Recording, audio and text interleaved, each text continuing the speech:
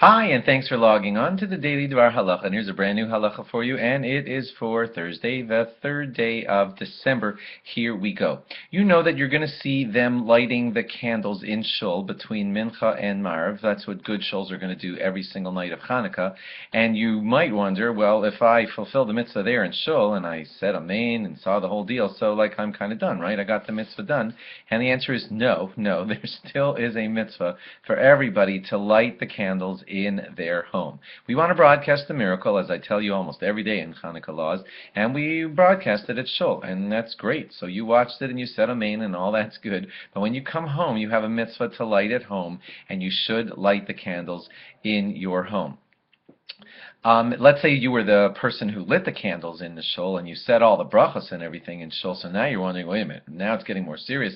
I did the whole mitzvah in shul. I even said the brachos and everything in shul.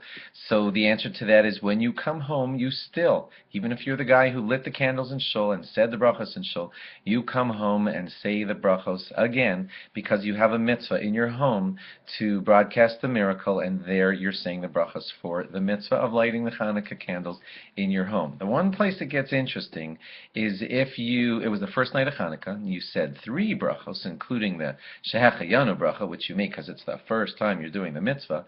So when you come home, if you live all alone at home, then when you get home, it's a little weird to say the Shehecheyanu bracha again because it's the first time, because it's not the first time for you. You just said the Shehecheyanu for the first time when you were the man who lit the candles and said the brachos in shul. So if you're home alone, lighting the candles and making the Shehecheyanu bracha again would be not recommended. However, if you're not alone at home, and when you get home you could be making the Shehecheyanu bracha for your wife or someone else like that who hasn't heard the Shehecheyanu bracha yet, then you're fine making that Shehecheyanu bracha again when you get home. You made it in shul because it was the first time for you, everybody, and all that, and then you came home and you're doing it again and making the Shehecheyanu bracha for your wife or whoever it is in your family that hasn't heard that Shehecheyanu bracha yet. So then it would be appropriate and fine for you to be making all 3 brachas again when you get home.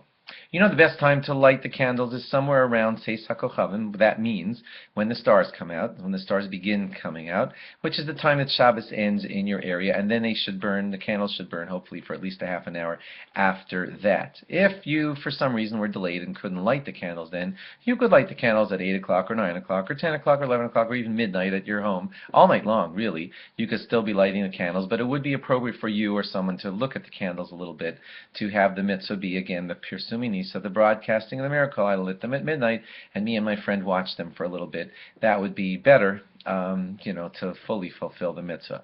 If you didn't light them all night long and you remembered in the morning, it's too late to light them in the morning, and you just skip it.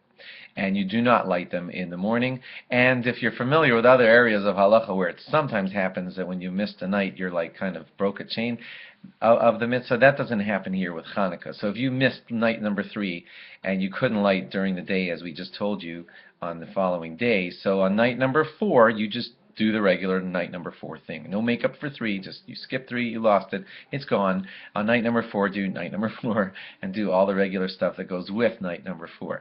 And no chain is broken, and you don't have to worry about that. On the 4th night, you return to everything regular. Hope that's clear. Thanks for logging on. Log on again tomorrow for more. Bye-bye.